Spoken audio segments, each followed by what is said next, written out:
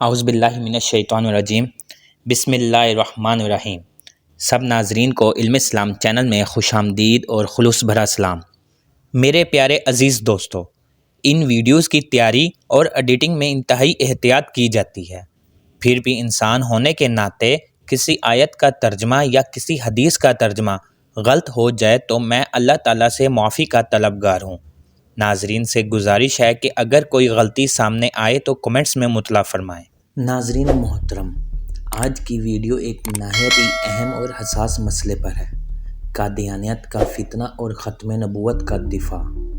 ہم بات کریں گے قادیانیت کیا ہے، مرزا غلام احمد قادیانی کون تھا اور اس کے دعوے کیا تھے، پاکستان میں قادیانیوں کو غیر مسلم کیوں قرار دیا گیا، ان کا اسلام اور پاکستان کے خلاف کردار کیا رہا، اور ہمیں آج کے دور میں اس فتنے سے کس طرح ہوشیار رہنا چاہیے۔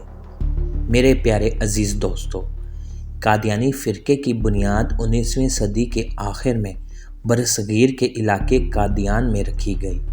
اس فرقے کا بانی مرزا غلام احمد قادیانی تھا، جس نے خود کو شروع میں مہدی، پھر مسیح موعود اور آخر کار نبی اور رسول قرار دیا۔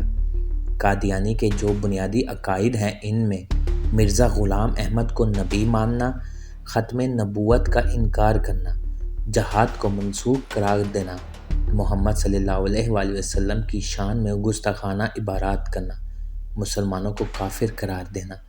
مرزا قادیانی نے اپنی کتابوں میں مختلف اوقات میں مختلف دعوے کیے: جو شخص میری پیروی نہیں کرتا وہ جہنمی ہے۔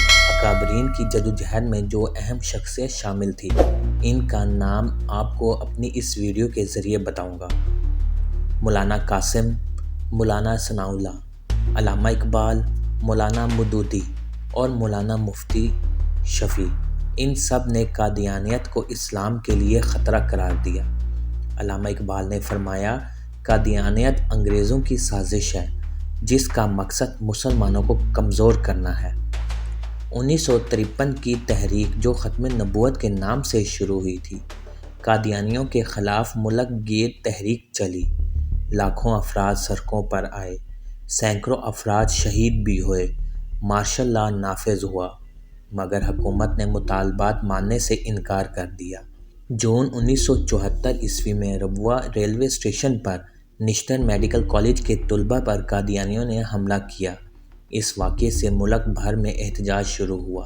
تمام مکاتب فکر نے مطالبہ کیا قادیانیوں کو غیر مسلم قرار دیا جائے۔ وزیر اعظم ذوالفقار علی بھٹو نے قومی اسمبلی کا خصوصی اجلاس بلایا۔ 22 دن کی بند کمرہ کارروائی ہوئی۔ قادیانی خلیفہ مرزا ناصر احمد کو طلب کیا گیا۔ علماء نے قادیانی عقائد کے خلاف ناقابل تردید دلائل دیے۔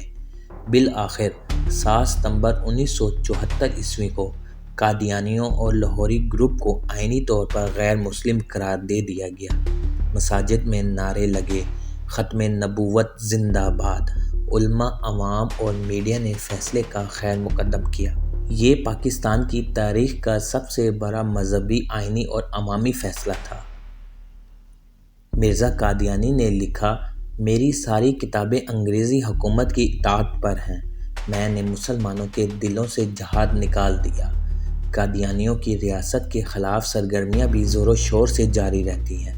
پاکستان کے خلاف بین الاقوامی مہم جو قادیانی کرتے ہیں، اقلیتوں پر مظالم کے نام پر بدنامی، UN اور EU میں پاکستان کے خلاف شکایات، بھارت، اسرائیل اور یورپ میں لابنگ، قانون ختم نبوت کے خلاف مہمات میں بھی قادیانی سرفہرست ہیں۔ 1984 کا آرڈیننس قادیانیوں پر اسلامی شعار کے استعمال پر پابندی، اس قانون کو آج بھی قادیانی چیلنج کرتے ہیں۔ عدالت میں بار بار مقدمات دائر کیے جاتے ہیں۔ سوشل میڈیا اور میڈیا وار بھی قادیانی زور و شور سے کرتے ہیں، اسلام دشمن پروپیگنڈا کرتے ہیں۔ نوجوانوں کو گمراہ کرنا ان کی سب سے اولین ترجیح ہے۔ امن، رواداری اور مظلومیت کے نعروں میں زہر چھپانا۔ قادیانیوں کے جدید طریقے جو وہ مسلمانوں پر استعمال کرتے ہیں: تعلیمی اداروں میں داخلہ لے کر تبلیغ کرنا، سوشل میڈیا پر مسلم نام رکھ کر دعوت دینا، انسانی حقوق کے نام پر ہمدردی حاصل کرنا اور بین الاقوامی چینلز پر اسلام کو شدت پسند دکھانا۔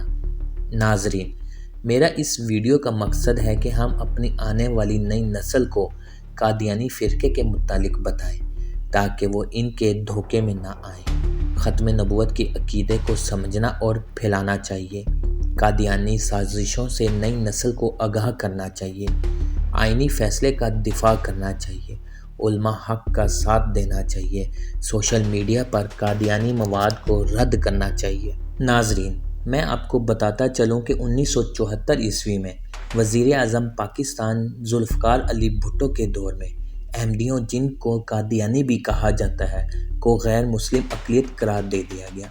30 جون 1974 کو مولانا شاہ احمد نورانی نے بل پیش کیا اور مولانا مفتی محمود قادیانیوں کو کافر قرار دینے والی کمیٹی کے سربراہ بنے۔ قومی اسمبلی میں 6 بل پیش ہوئے، ان میں سے ایک بل مولانا غوث ہزاروی نے پیش کیا اور آخری اور حتمی بل مولانا شاہ احمد نورانی نے پیش کیا، جس پر قومی اسمبلی کی کارروائی ہوئی۔ 6 ستمبر 1974 تک بحث و تمہیز کے بعد اسے ایک قانونی شق کی حیثیت دے دی گئی۔ دوسری آئینی ترمیم کے اس حصے میں احمدیوں کو واضح طور پر آئین پاکستان نے غیر مسلم قرار دیا، جس کو آرڈیننس 20 کہا جاتا ہے۔ قیام پاکستان کے بعد احمدیوں کے خلاف کئی سال تک تحریکیں چلتی رہیں۔ 1953 اس حوالے سے زیادہ مشہور سال ہے۔ ان تحریکوں میں کئی علماء مثلاً عبدالستار خان نیازی اور مودودی صاحب کو پھانسی کی سزا بھی سنائی گئی، لیکن اس پر عمل درآمد نہ ہوا۔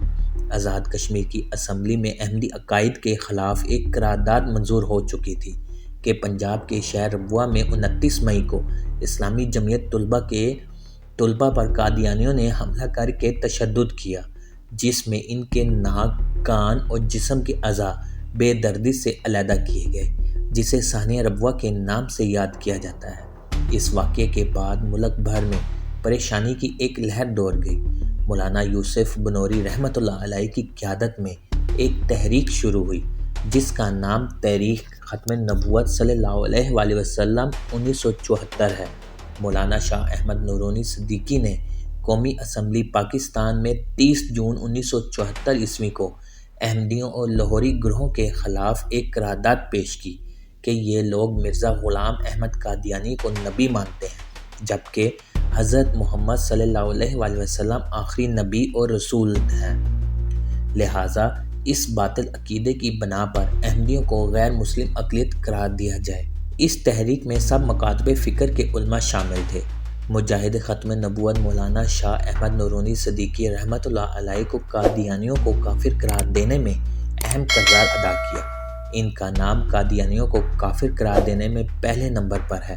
اس تحریک میں علماء کے علاوہ دیگر بہت سے سیاستدانوں نے جیسے کہ مفتی محمود وغیرہ نے حصہ لیا، جن میں نواب زادہ نصر اللہ خان کا نام نمایاں ہے۔ سوائے چند ایک رکن قومی اسمبلی، پاکستان کے اکثر ارکان نے اس قرارداد کی حمایت میں دستخط کیے۔ احمدی اور لاہوری گروپ کے نمائندوں کو ان کی خواہش کے مطابق اپنی صفائی کا مکمل موقع دیا گیا اور 2 ماہ اس پر بحث ہوتی رہی۔ پوری قومی اسمبلی کے ارکان کو ایک کمیٹی کی شکل دے دی گئی اور کئی گھنٹے کیمرے کے سامنے بیانات و دلائل و جرح کا سلسلہ جاری رہتا۔ اس وقت کے اٹارنی جنرل جناب یحییٰ بختیار فرقین کے موقف کو سن کر ایک دوسرے تک بیان پہنچانے کا فریضہ سر انجام دیتے رہے۔ کمیٹی اس بات کی پابند تھی کہ کئی سال تک اس مناظرے کو کہیں نشر نہیں کرے گی۔ بہت سے سیاستدان اس تحریک سے قبل اس مسئلے کی سنگینی سے ناواقف تھے، لیکن جب انہیں کیمرے کے سامنے احمدی نمائندوں مرزا ناصر وغیرہ کے قول و اقرار سے اصل صورتحال کا علم ہوا تو وہ بھی اپنے ایمان کی حفاظت کے سلسلے میں سنجیدہ ہو گئے۔ بالآخر مرزا ناصر سے ایک سوال ہوا کہ اگر کبھی دنیا میں کہیں تم لوگوں کی حکومت ہو جائے تو تم احمدی مرزائی غیر احمدی کلمہ گو مسلمانوں کو وہاں کس درجے میں رکھو گے؟ تو اس نے جواب دیا کہ ہم انہیں اقلیت سمجھیں گے۔ یوں اس کے کلیے کے مطابق احمدیوں کو ایک غیر مسلم اقلیت قرار دے دیا گیا۔ اب پاکستان کے مسلمان غیر سرکاری طور پر 7 ستمبر کو یوم ختم نبوت کے طور پر مناتے ہیں۔ اس قانون کے پاس ہوتے ہی احمدیوں نے ہائی کورٹ اور سپریم کورٹ میں اس قانونی ترمیم کو چیلنج کیا۔ مسلمانوں کی طرف سے ڈاکٹر سید ریاض الحسن گیلانی اور احمدیوں کی طرف سے فخر الدین جی ابراہیم نے اس کیس کی پیروی کی، لیکن مرزا غلام احمد کی تصانیف میں لکھی ہوئی اسلام مخالف باتیں دلائل قاطع ثابت ہوئیں اور احمدی کورٹس میں بھی خود کو مسلمان ثابت نہ کر سکے۔ ناظرین، قادیانیت ایک بہت بڑا فتنہ ہے جو ختم النبوت کے انکار پر قائم ہے۔ الحمدللہ پاکستان دنیا کا واحد ملک ہے جس نے آئینی سطح پر اس فتنے کو رد کیا۔